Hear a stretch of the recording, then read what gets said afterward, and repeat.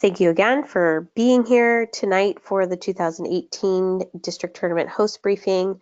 What you see on your screen right now is just a press release for the 2018 Special Olympics Maryland Fall Sports Festival that is held every fall at Mount St. Mary's University. In the past few years, Special Olympics Maryland has really been encouraged to see and would like to continue to see the entrance of interscholastic unified tennis pairs for Fall Sports Fest. Our student athletes actually do very well at the Sports Fest, and they bring a nice level of play for the community athletes who are involved as well. I know that it says the deadline was Friday. Melissa Kelly put in her email this morning that you all should have received that it's been extended till Wednesday, October 3rd. And just so you know, there are some transportation grants available. I'm not sure if they're still available, but if you have a couple of doubles teams that would like to go up and register, call Melissa right away and see what you can maybe get entered in that. That is Saturday, October 20th at Mount St. Mary's University in Emmitsburg. So hope to see some of our interscholastic unified tennis athletes there. The 2018 Interscholastic Unified Tennis District Tournament Host Manual, if you have been involved in previous years, is not changed fundamentally. We're going to briefly go over the host manual. Then I'm going to show you a few things that I'll include in my follow-up email that are for your benefit for organizing your tournament and also getting information to coaches and school systems for those of our districts that have multiple school systems involved, such as District 1, 8, 10, and 11. They all have multiple counties. I will not be going word for word on this presentation through this manual. That's something you can do. There's definitely more explanation for those who need it and parts to just reference if you have, if this is not your first rodeo. But do go over this manual in detail yourself. This is just me highlighting what I think it is that you guys should pay particular attention to this week and next week getting your tournament going. So here we'll go through section 1 is ceremonies, both opening and awards. Section 2 is actual tournament management, such as like operations. Section 3 is competition management itself. Section 4, critical response and inclement weather plan. And then section 5 is your checklist and then all the supplements for you to use to help keep you organized. I'm going to skip the introductions to something you guys can read on your own, the Special Olympics mission, philosophy, vision, and Special Olympics Maryland's values. I think those of you who are returning know that pretty well. Contact information. Oh, and please forgive me. I forgot to introduce myself. This is Allie Rock. I am this year's Interscholastic Unified Tennis Sports Chair for the Tennis Committee. And Mark Sunkel is our assistant chair. I served in the assistant chair role for 2 years prior to last year, and then I served as chair last year. This is my second year in this position. Also listening in, but unable to kind of break in is Melissa Kelly, who's the Senior Director of Sports Programming, School Sports Programming. But as you see on the screen, this is the contact information for each of the districts. If you have a need to reach out, if you are not a district representative and you are the tournament director, this is your relevant district representative contact information. I'd also like to point out on the right side of this page the chair liaison. So this is something a little bit different than last year in that we have geographically split the state. So Mark is the point of contact for questions about competition and any sort of troubleshooting with your district tournament for districts 1, 2, 3, and 4. And I am the liaison for districts 7 through 11. So that's not to say that you will never get a communication from me if you're in districts 1 through 4, or that you'll never see something from Mark if you're in 7 through 11. But as we approach these district tournaments, please utilize the correct line of communication. So it is always your district representative first, that's here in the middle, and then your chair liaison next. So fun fact, in 1988, the Special Olympics was officially recognized by the International Olympic Committee. So because of that, there are various components to each and every competition that Special Olympics is bound by, and the presence of ceremonies for opening and awards, and occasionally a closing ceremony is actually mandated. So your district tournaments, as they are Special Olympics Maryland sanctioned, should include these elements as well. Opening ceremonies is actually a really great kind of like motivating time. All the teams come together, they cheer really loudly for their team name and mascot. So you should be selecting a master or mistress of ceremonies. It could be yourself if it has to be, the athletic director at school, the school you're hosting at, or the supervisor of athletics, or anyone from the community who might like that honor. Last year, just for instance, District 8 had a local VFW chairperson or something. So he had a military connection and he did a great job as Master of Ceremonies. So think of someone who would be really good in that role. They only have to do opening ceremonies if you'd like, unless you'd like them to stay for closing as well. That could be a separate person. And then the following pages of the manual are the actual script. So you can fill in the script for your district tournament. If you need this in a Word document, you could email us and we'll send that out. Otherwise, it is provided here in the PDF. So you'll see the opening ceremony roles are at the top. Pardon me if I cough. I have a pretty bad sinus infection right now, and sorry guys. Anyway, you have your national anthem. If it's performed, if it's not performed, it should be recorded. A color guard, usually the school at which you host has one. If you are at an offsite location, like a tennis club or YMCA, hopefully one of the local high schools can supply you with a color guard. Then you should be selecting an athlete/unified partner. So you should be selecting a doubles team, which contains an athlete and a unified partner to do the athlete oath, someone to do the official's oath, and someone to do the coach's oath. And that's what the script here is. You'll also, as you introduce them, fill in the school name and mascot. We've attached later in the script the mascot list, so you'll have that. And so this is all the pages that your MC will read. It's not required, but a good idea to send the oaths to the people who will be reading them out loud ahead of time. Even though they look short, people get very nervous speaking in public, so it's a good idea to give them a chance to practice. Also, one word to the wise about the athlete oath.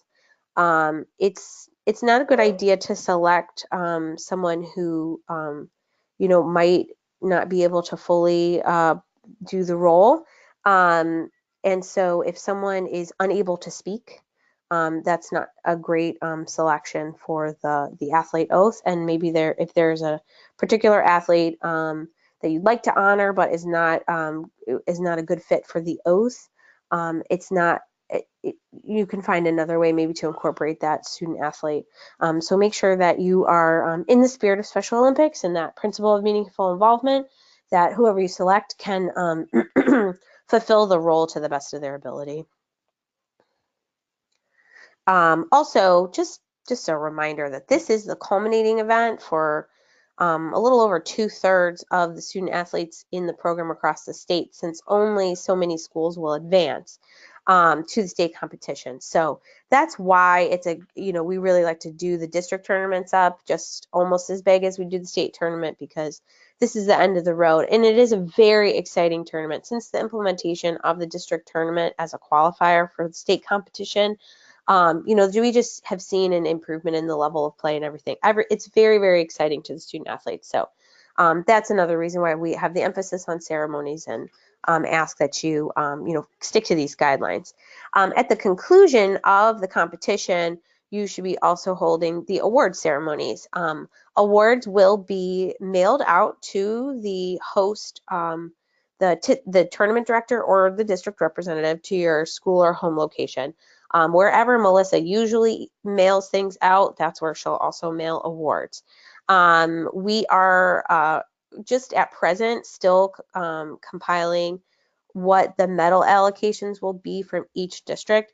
We will be advancing about 14 teams across the state to the state competition. That is a slight decrease from last year, in which we advanced, I think, 18 teams, 17 or 18. That is due to the location change to Loyola, where we've actually lost 2 courts on which to conduct competition. So that's just to give you an idea, and we do assign medal allocations proportionally across the state. So smaller districts will send 1 or 2, larger districts might send 3 to 4. Sorry, so back to award ceremonies. Just remember that awards are not given, they are earned. And the coaches do not receive awards. Also, student managers do not receive awards. Only those who participated in the competition itself, or an athlete who was maybe injured or ill the day of competition, who was, slated to play that day, but for unforeseen circumstances could not. Though those student athletes can receive award for the place of finish of his or her team. So if just some general guidelines, the award ceremony should be done in a very serious way, as it is that culminating event. An athlete who is disqualified or does not finish an event should be given a participation ribbon. And because these tournaments are unified competitions, unified medals and ribbons will be presented, and you can see the logo below. There is an awards protocol. I'll let you read it as far as how to set out your awards on trays. It's a good idea to have this set. The end of competition can come rather quickly, and then people need to get on their buses. So it's a good idea to have some volunteers tying the ribbons, and things like that. But I'd like to highlight number 4, that when possible, law enforcement or another honored guest or VIP should present the awards. And that's due to Special Olympics' special relationship with law enforcement and the torch run across the state. We have a great relationship with law enforcement. So if you, it's a great idea, if you don't have yourself a contact with the local law enforcement, to just contact the Maryland State Police Barracks in your area. And just if that's something that sounds like it's a little daunting to you, all of the police stations across the state are very aware of Special Olympics. They probably some at this point are waiting for you to call even. So definitely if you can get a law enforcement officer to present the awards at the end, that's great. You should have a presenter, someone who can read the results, and if possible, the roster of the team lineups for the place that they've won. If possible, you should go from lowest place to highest place, from, say there's 5 teams competing, from 5th place to gold medal. Usually the gold medalists are the ones that are advancing to the state meet. That's not always the case, but generally that's the case. If you have, say, 3 medal advancements, you'll probably have 3 team divisions, and the gold medal from each of those team divisions will advance the state. In rare circumstances, you might have 1 team division, but the gold and silver will advance. We'll go over that later. And again, I'll let you go over this point by point as far as how to line the teams up. If you have any questions about ceremonies, let us know. And also, you should have a PA system. I'll go over that in the checklist. So having a copy of the Olympic fanfare music, which you can find on YouTube, will signal the processional to go forward and the teams to file up onto the stage or the staging area. And also, this is in the coach's resource guide as well, that student athletes should be in their school issued uniform when they accept an award. And that includes athletic shoes, so no flip-flops. And unless it's, the school issued warm up, that there shouldn't be, like a hoodie or headsets or things like that on their body in order when they go to accept their award. We've also provided the announcer script for the place finishers, and on pages 18 and 19, or actually I think it's, 17 and 18 on the actual printed copy, are all of the mascots from across the state by county and school name. All right, on to section 2, tournament management. Attendees should not be charged for admission to a Special Olympics Unified event. There should be no artificial noisemakers. The national anthem should be played or sung during the opening ceremony, and color guard, we already went over that. A live anthem singer is obviously preferable. We know that's not always possible, so you can also play a recording if needed. Neutrality, host institutions should keep in mind that the district tournament is not a home event, so that it's very important to remain neutral and not try to hang kind of host institutional signage that's been created special for the event to create like a home atmosphere. It should be neutral. No alcoholic beverages, no tobacco. Americans with Disabilities Act is in full effect everywhere, especially at a Special Olympics Maryland event. So, please confirm that you're in compliance with the ADA accommodations for entrance. And if not, if that's not possible, let us know. We need to find you a new place to hold your tournament. Concessions are welcome, of course. Food and beverage prices, however, should be no higher than similar events or primary tenants in the competition site. And you should post directional signage for participants and spectators. Pardon me again. I actually already went over gold medalist allocations and how we'll assign those. We are still working on that. Thank you for your patience. As soon as possible, we will let you know those gold medalist allocations. You should hold a coaches meeting the day of the competition. This is a great time to explain any time limits that you're going to institute, the protocol for athletes coming and checking in at the head table and going to their courts. Anything that you need to communicate. If there's going to be any exhibitions, any scratches, so that all the coaches are aware how to proceed. Any special scoring considerations, individual skills competition, all that should be done at the coaches meeting. Roster consistency, you should ensure that the playing roster is consistent with the roster that appears on the postseason registration form, which are due this week from all of the district representatives, so they're well acquainted with that form. Competition brackets we'll go over in supplement B. As I said, ideally there's one team division per gold medalist allocation, but sometimes there's not. You'll work with either myself or Mark if there needs to be alternative criteria in place. Team scoring, this can be very confusing for people as it is different than varsity tennis, but there is 1 point that's awarded to a team for each victorious doubles match, unless of course a match is slated as exhibition, which then it will not have a team point attached to it. And then for individual skills competition, the participant who scores the highest score in that event will earn 1 team point for his or her team. So if there are 6 athletes in the individual skills competition, there is 1 who will be victorious, and he or she will earn a point for their team. And something kind of cool about the individual skills is that it can sometimes be a tiebreaker in and of itself. So it's a really cool opportunity when an individual skills athlete wins the individual skills competition, and that point kind of sends them to state. So it's something that I like to tell parents whose student athletes are in that competition, that it is just as important as a doubles team on the roster. We will go over the individual skills competition later. That's in supplement C. Time limit. This may or may not have to be implemented. This is something you should decide ahead of time and communicate to the coaches who will be coming. Say 45 minutes is the time limit due to your space constraints, your time constraints.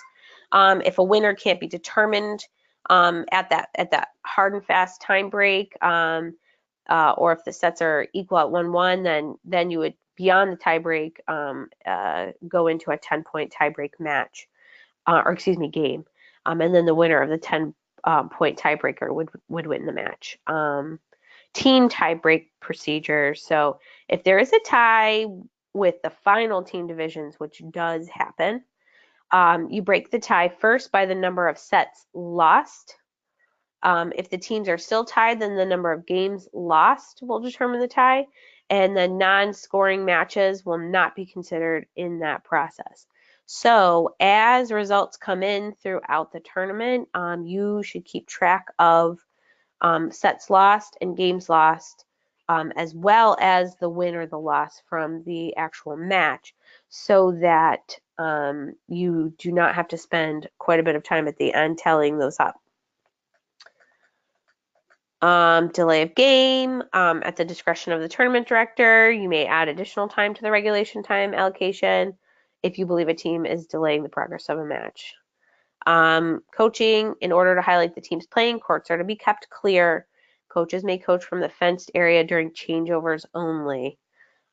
So I know that is kind of hard to police, so that's why it's a very good idea to have kind of all tournament personnel take regular laps around all the courts, check on the scorekeepers, check on coaches coaching, that sort of thing.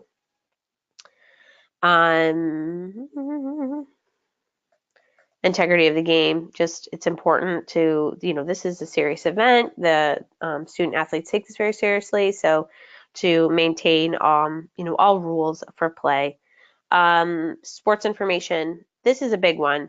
Tournament director, and if applicable, an SOMD site representative, that's not applicable in all districts, but tournament director, district representative should be familiar with the rules of our Interscholastic Unified Tennis Coaches Resource Guide that will govern all of the rules for match play. It is found in our Google Drive. I will link to it in my follow-up email to you all. I will not attach it because it is rather large, but it is important to review that. You should set up a control center, and you should also be compiling results as they come in, as I mentioned just a moment ago. When you do your tournament schedule, you can take your Excel sheet that you create your match schedule and blow that up on poster size paper and post that. And then please retain all your score sheets and brackets and your match schedule with results, just in case for our historical purposes and also any auditing of the scores. Scratches, please tell your coaches that they should report scratches upon check-in. And of course, immediately when they become aware of one. So if someone gets injured during the warm-up or during their first match, they should report if that student athlete's going to scratch in the next competition. There are no alternates. Pardon me again. There are no alternates. So if an athlete is injured, another athlete cannot substitute for them for a scoring situation. However, we just want the kids to play. It is fine to substitute someone in and play the match exhibition, but the team whose individual scratch, that team forfeits and the other team is awarded 1 point. Protests should be filed within 15 minutes of competition. A misinterpretation of a rule may be protested, but not a judgment call. Protests should be submitted in writing at the control tent, and then you, as the tournament director, should convene a sports rules committee to review the protest. And that can be yourself, two coaches. There is not going to be a Special Olympics Maryland site representative at every district tournament, but if there is one, that person can also serve. And you can also include a student athlete if possible. Whatever the critical incident plan is for your host institution, all those rules should be in place, and as well as the inclement weather plan. Just due to how many working parts, the earlier that you can foresee a cancellation and make that call, the better. Excuse me. If you're under the threat of inclement weather, you should make the decision to postpone at least 5 hours prior to the opening ceremony, if possible. We know sometimes things come up, but even if you're able to do that, if it really looks like something's going to be a washout a day or two in advance, it's a good idea to make the call to move to your rain date in advance, and then transportation can be rescheduled for that. All right. Sorry, that took kind of a little bit longer than I had wanted to up to this point, so I will try to breeze through this part, but this is actually the most important part. So when you get this, I've already sent the host manual out. I will send it out again because it's that important, but go ahead and print out this page, which is 25 on the host manual. It's 24 in the printed copy. And put this on top. So work from this checklist when planning your district tournament. So you should be in communication to participating teams and send them these various points. Okay, so start, time and date, any equipment plan. So our team's expected to bring their own balls. That's actually a no, because we will send you brand new balls to use for competition. Attach their competition schedule, but obviously teams should bring their own rackets. I know that seems to go without saying, but you'd be surprised at the questions you're going to get. Driving directions, tournament location within the school. Maybe look for signage at the stadium, or turn left after entering the parking lot. And then if there is a food service plan, so if there's concessions available, just wanted to show you, I'll be sending this out in my follow-up email. It is an editable fact sheet so that you can put your own district information in it. You can email this out to coaches. They can send it out to their parents.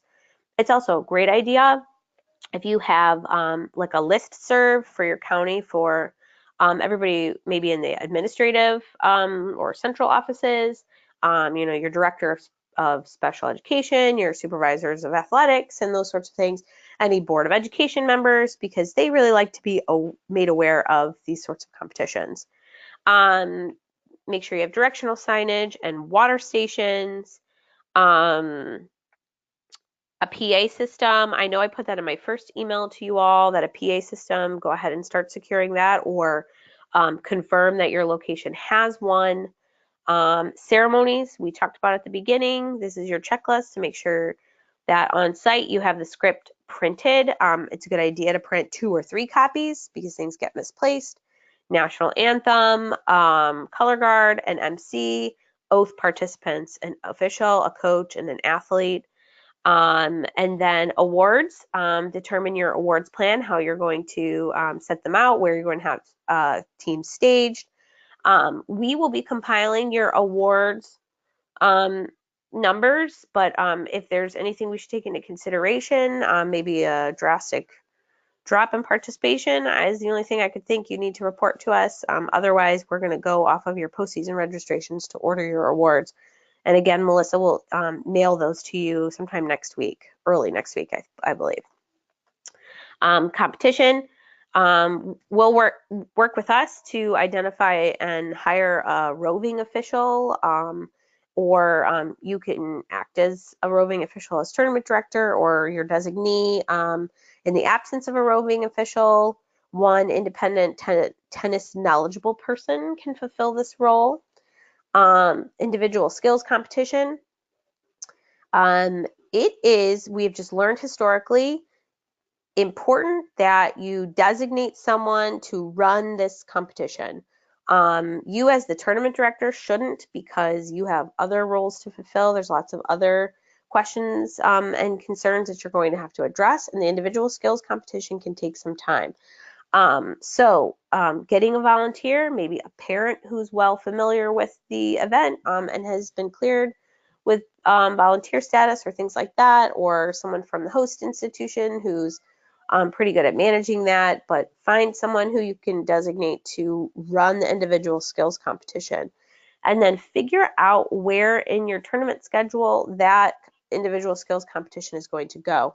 Some coaches will tell you their student athlete needs to go right away. The longer they sit, the worse they're going to perform. Keep those things in mind. So if you need to keep in your first flight of matches a court open and to do individual skills right away, be cognizant of that. Otherwise, I think people like to do it after the first round of matches. Scoring. Print and prepare those individual skills competition score sheets. It says see supplement C, but I'm also going to show you here. Pardon me. Again, this is what it looks like. There's 5 attempts for a forehand volley, 5 for a backhand volley, 4 for a forehand ground stroke, or excuse me, 5 for a backhand ground stroke, and then 10 attempts at the serve, 5 on the deuce side, 5 on the ad court. And you'll see there's either 5 or 10 points assigned to that. We'll go over individual skills briefly in a second, but this is the score sheet. Have these printed and already filled out before the competition begins. The same with your match play score sheets. I just want to go over this, and you'll know in the recording, you can kind of fast forward to this part so you can train your scorekeepers. So you should be also seeking a lot of volunteers to be on court scorekeepers. And this score sheet intimidates people, but it is really designed so that you don't have to really think about much, okay? So you fill out all this up here, location, have at the control center, you put out the match type, write in the ball type, circle the ball type down here, and the court size, so short or long, and the court number. So you or your designee at the control tent fills out this part, and you fill out ahead of time, like well before the tournament, each of the matches. So school 1, player 1 and 2, school 2, player 1 and 2, their uniform color. That's for the benefit of the scorekeeper. And then you can also put the schools here and here and to the left and right side, okay? Now, this is what generally confuses scorekeepers who have never done it before or who are used to a more traditional form of tennis. This right here, this number 1, this is game 1. And if school 1 scores a point, they circle 1. If school team scores a point, they circle 2. The next point that they score, they circle 2 or 2, 3 or 3. So you should be able to see the first to a score of 4 wins the game. If they're tied after 8 games, they play a 7-point tiebreak game. Sorry, I looked at the number 9. 7-point tiebreak game. In the second set, they play, if they're tied after 8, they play another 7-point tiebreak game. If they are tied 1-1, the third set is a 10-point tiebreak game.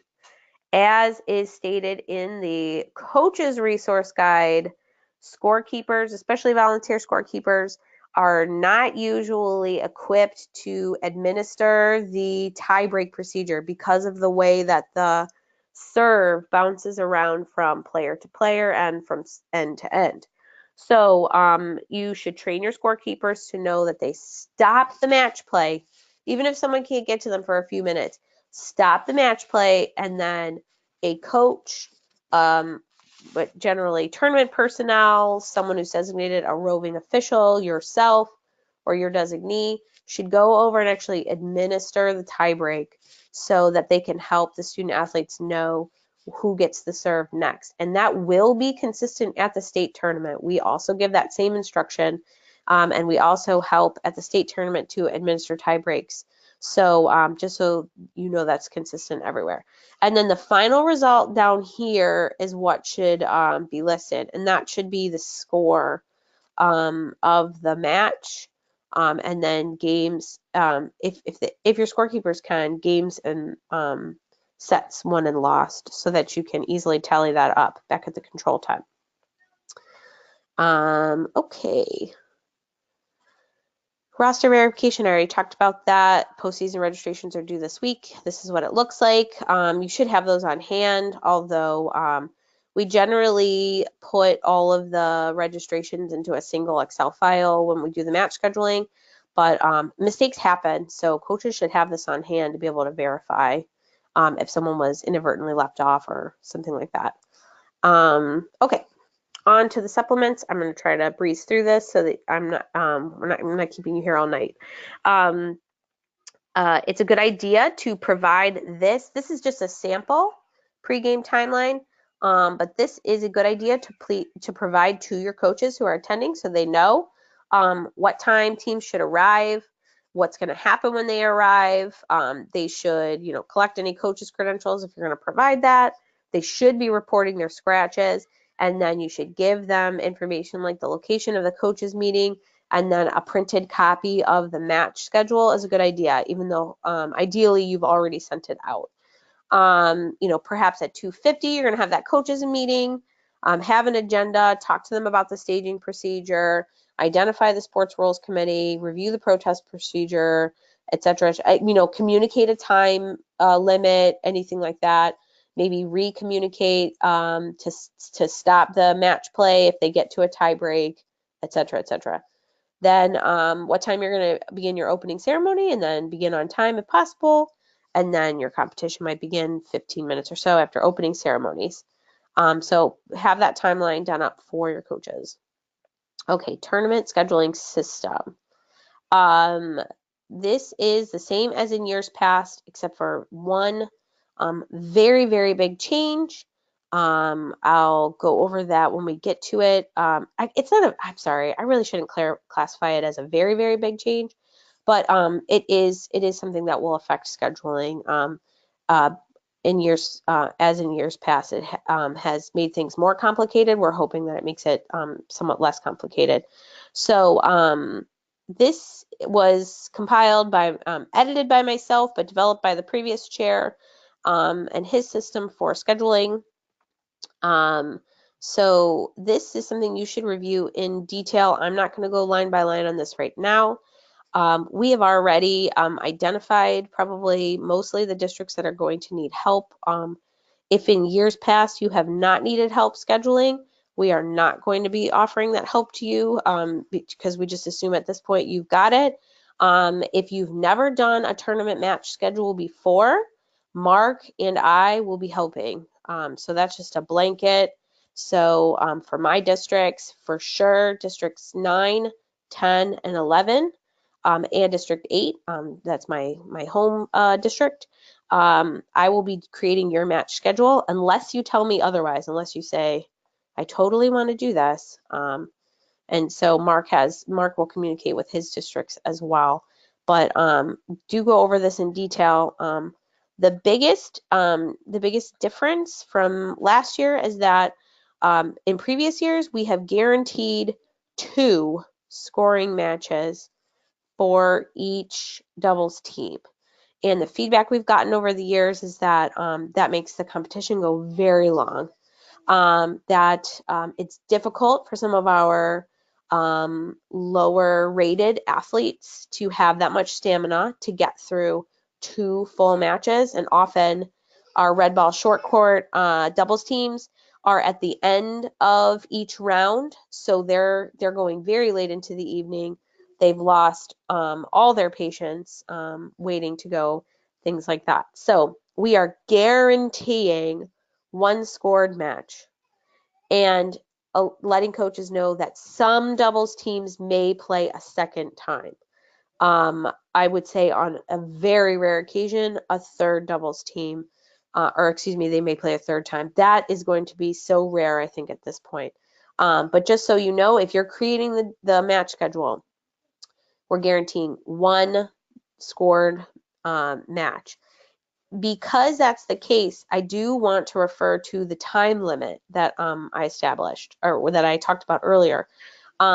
You may decide that you then don't really need a time limit, or you don't need a time limit that's so short, like 45 minutes. You may want to say an hour is the time limit, because some matches, we have some student athletes that have a high level of play and can play for an hour, and can have a close match.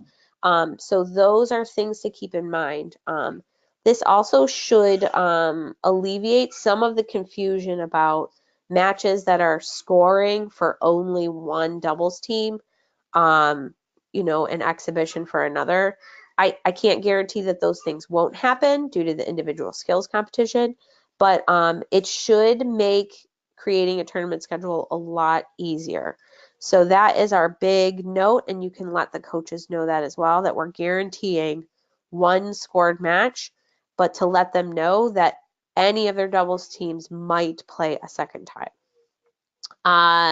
Some things to note is that the doubles pairs need a minimum of 30 minutes rest after a match, that you should alternate flights on the schedule. If you have two divisions, have all the matches in flight one go first, and then all of them in flight two, and then flip-flop, so it kind of builds in that rest time.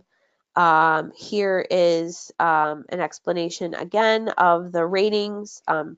Red is short court with a red ball, 50% compression. Orange is full court with an orange or striped or orange dot ball. Green is full court with a green stripe or green dot ball.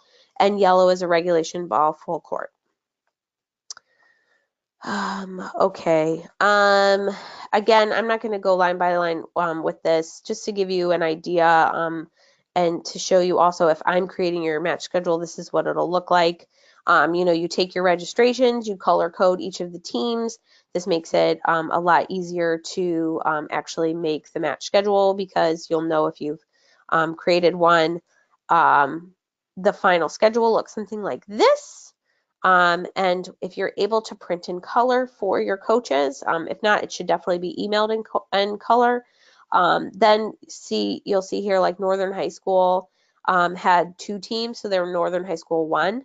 And then Northern High School 2 was put in totally different colors, so that the coach could easily see where in the tournament his or her student athletes were playing. And also, just when you're sending matches out, this is really important. It's a nightmare to try to put all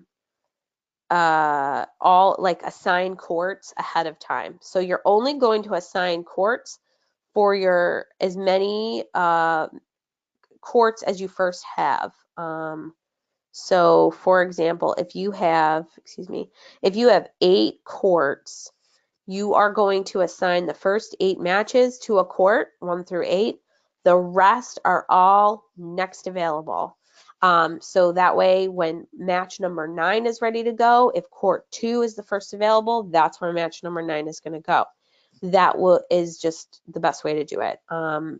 Otherwise, courts sit open and you're there all night. But also something to consider, if you'll see in my up here, I have Huntingtown High School had two teams last year, and they were all kind of in the high rated orange and green and yellow. They had some really, really high level athletes. I tried to actually put them, back to back, so that their coach could station themselves in one area to kind of deal with any issues that might arise. That's a nice courtesy for your coaches as well. Okay, and this is also right here, this tournament best practices. I went over this already, the tiebreak procedure and things like that. It's important to go over those and to be tabulating results as they come in. I just want to highlight this number 5 point right here. In order to make sure that the right people are going out to the court, all players should check in at the start and the end of every match. So the procedure for your scorekeeper should be to come to the control center get their pencil, get their clipboard with their match sheet, take all 4 of their student athletes out and a fresh set of balls and go to the court. And then when the competition is done, those people and those balls and that clipboard come back to the control center, and nobody should go anywhere until someone has checked to make sure that that match has been completed. It will happen at every tournament. 1 or 2 of the matches will come in and they'll say, yeah, they were done. And you'll see that the entire first set was not scored properly and they need to go replay it, or they need to play a tiebreaker, or the tiebreaker, they didn't win by 2, all those sorts of things. So do not let anybody go anywhere until you have checked to make sure that piece is done. Here's an example of the sample score sheet. I will be sending it to you in PDF and in Word. Some people are very tech savvy and from their Excel file can do a mail merge to actually fill those in. That's what we do for the state competition. Don't ask me how we do it. We have it just set up every year and we hope that it works out. So, but if you're tech savvy and you want to do that, we have that in the Word file. This is what it looks like here.